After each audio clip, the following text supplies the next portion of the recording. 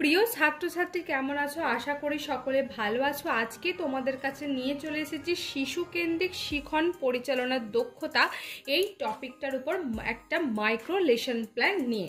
চলো দেরি না করে শুরু করে দিই। দেখো প্রথমেই আমি তিনটে রো এটাকে ভাগ করে নিয়েছি। প্রথমেই আমি বাঁ দিকে দিয়েছি কি শিক্ষণ সংস্থার নাম, যে যার কলেজের নাম দেবে। শ্রেণী, এখানে আমি পঞ্চম শ্রেণীর একটা টপিক ইউজ করেছি, তাই এখানে শ্রেণী লিখেছি পঞ্চম। তোমরা যে শ্রেণীর টপিক ইউজ করবে এখানে কিন্তু সেই শ্রেণীটাই লিখবে। শিক্ষার্থীর সংখ্যা 10 জন, সময় 6 মিনিট। এটা ম্যান্ডেটরি, মানে তোমার মাইক্রো প্ল্যানে সবসময় এই শিক্ষার্থীর সংখ্যা 10 জন, মানে এর বেশি মাইক্রো প্ল্যানে নেওয়া হয় না। আর সময় হচ্ছে কি 6 মিনিট। এবার হচ্ছে কি শিক্ষার্থীর শিক্ষক অথবা শিক্ষিকার নাম। ছেলেরা অবশ্যই শিক্ষক লিখবে এবং মেয়েরা শিক্ষিকার নাম লিখবে। এরপর দেখো ক্রমিক সংখ্যা, যে যার কলেজের রোল নাম্বার বা অ্যাডমিটের যে রোল নাম্বার আছে সেটা দিতে পারো, এবং তারিখ। এরপর দেখো পরের মিডিলে রয়েছে কি আচরণাঙ্গ সমূহ, অর্থাৎ শিশু কেন্দ্রিক শিখন পরিচালনার দক্ষতা এই লেসন প্ল্যানটার কি কি আচরণাঙ্গ সমূহ রয়েছে।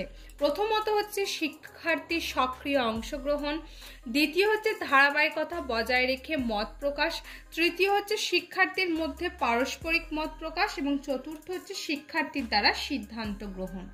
এরপর দেখো এখানে রয়েছে কি লাস্ট রোয়ে রয়েছে এখানে বিষয়। বিষয় দেখো বাংলা পাতাবাহার, ব্র্যাকেটে বাংলাও লিখতে পারো, আবার কেউ কেউ যদি চাও শুধু পাতাবাহারও লিখতে পারো, আবার কেউ যদি চাও বাংলা পাতাবাহার দুটোকেও কিন্তু এইভাবে লিখতে পারো, কোনো অসুবিধা নেই। এরপর দেখো একক, আমি ব্যবহার করেছি এখানে ঝড়, ব্র্যাকেটে লিখেছে মৈত্রী দেবী, অর্থাৎ পঞ্চম শ্রেণীর পাতাবাহার বইয়ের আমি ঝড় নামক যে কবিতাটা রয়েছে যেটা মৈত্রী দেবী লিখেছে সেটা কিন্তু লিখেছি। বাংলার টপিক ইউজ করলে অবশ্যই কিন্তু এককের ক্ষেত্রে যে টপিকটা ইউজ করছে, অর্থাৎ ঝড় নামক গদ্য বা পদ্য যাই হোক না কেন, তার সাথে কিন্তু আমাদের কবি বা লেখক বা লেখিকার নাম অবশ্যই লিখতে হবে। এরপর দেখো এখানে উপএকক, উপএককে কি করতে হবে, দুটো ভাগে ভাগ করতে হবে। আমি দেখো এখানে দুটো ভাগে ভাগ করেছি। প্রথমে দিচ্ছি ওমা সেদিন হাটের বারে ডট ডট দিয়ে আমার মন, দ্বিতীয়তে দিয়েছি ঝড় কারে কয় ডট ডট দিয়ে সাত সাগরের পারে। এবং আজকের পার্ট এই দুটো উপএককে যে ভাগ করেছি তার মধ্যে আমি দ্বিতীয়টা ইউজ করেছি, তাই এখানে দেখো দ্বিতীয় নাম্বার দিয়ে লিখেছি ঝড় কারে কয় ডট ডট দিয়ে সাত সাগরের পারে। তারপর দেখো এইটাকে যে টপিকটাকে ব্যবহার করবে এটাকে অবশ্যই বড় বড় কালিতে হেডলাইন করবে, লাল কালি ইউজ করবে না। আমার কাছে অন্য কোনো কালি ছিল না তাই আমি লাল কালি ইউজ করেছি। হ্যাঁ, গোলাপি কালি করতে পারো, তবে সেটা অবশ্যই কলেজের থেকে জেনে নিয়ে করবে, অনেক সময় ওনারা পছন্দ করেন না। তোমরা ব্ল্যাক অ্যান্ড ব্লু এই দুটো কালি অবশ্যই ইউজ করতে পারো, এতে কোনো অসুবিধা নেই। তো যাই হোক দেখো এখানে শিশু কেন্দ্রিক শিখন পরিচালনার দক্ষতা এটা প্রথমে বড় বড় করে দেবে। তারপর দেখো এখানে আছে কি বিষয়বস্তু, তারপর শিক্ষিকার আচরণ, ছেলে হলে অবশ্যই শিক্ষকের আচরণ লিখবে। তারপর দিয়েছি এখানে শিক্ষার্থীর আচরণ, আর পরে দিয়েছি আচরণাঙ্গ সমূহ।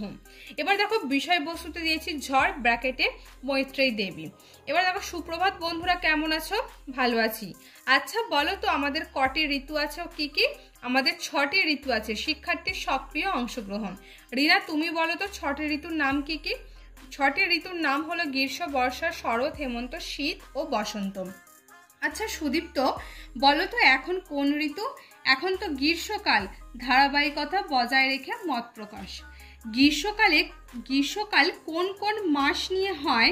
রিম্পা ও রেহানা তোমরা দুজন আলোচনা করে বলো তো। রিম্পা ও রেহানা আলোচনা করে উত্তর দিল বৈশাখ ও জ্যৈষ্ঠ মাস নিয়ে গ্রীষ্মকাল হয়। পারস্পরিক আলোচনার মধ্য দিয়ে মত প্রকাশ। এরপর দেখো রয়েছে কি বৈশাখ মাসে যে ঝড় হয় সেটাকে কি নামে ডাকে? বৈশাখ মাসে যে ঝড় হয় সেটা কালবৈশাখী ঝড় নামে পরিচিত। এখানে কি হয়েছে, এটা হবে শিক্ষার্থীর সক্রিয় অংশগ্রহণ। এরপর দেখো বলছে কালবৈশাখী ঝড় দিনের কোন সময় হয় বলো তো? ঋষা উত্তর দিল কালবৈশাখী ঝড় দুপুর বেলা হয়। তারপর দেখো বলছে যখন ঝড় ওঠে তখন চারপাশটা কেমন দেখায়? দেখো এগুলো কিন্তু সমস্তটাই বইয়ের টপিক অনুযায়ী হয়েছে। তোমাদের অনেকের মনে হতে পারে যে ব্যাপারটা এরকম কেন, এই কথাগুলো কিছুটা আলাদা আলাদা মনে হচ্ছে, ঝড় হলে তো এরকম কিছু হয় না।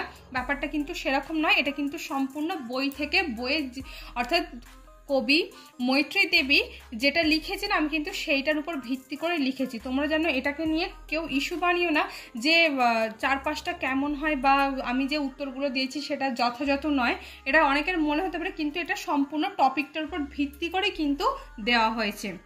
যাই হোক, দেখো বলছে কি, যখন ঝড় ওঠে তখন চারপাশটা কেমন দেখায়? যখন ঝড় ওঠে তখন বাতাস এলোমেলোভাবে বইতে থাকে আর চারপাশটা মেঘে অন্ধকার হয়ে যায়, ধারাবাহিকতা বজায় রেখে মত প্রকাশ।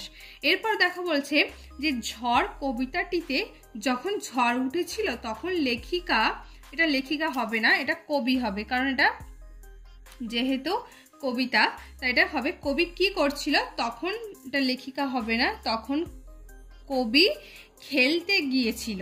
যখন ঝড় উঠেছিল তখন কবি কি করছিল? তখন খেলতে গিয়েছিল। শিক্ষার্থীর সক্রিয় অংশগ্রহণ। এরপর দেখো আনন্দী ও আদর্শিনী, তোমরা দুজন আলোচনা করে বলো তো যখন ঝড় উঠেছিল তখন কি কি কালো হয়ে গিয়েছিল?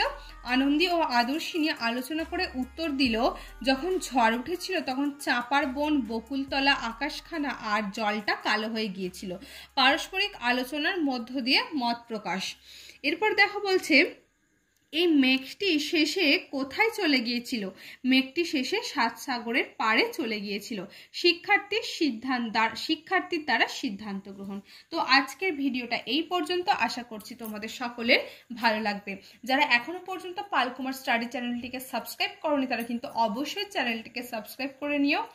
দেখা হচ্ছে নতুন কোনো ভিডিওতে। সকলে ভালো থেকো, সুস্থ থেকো, ধন্যবাদ।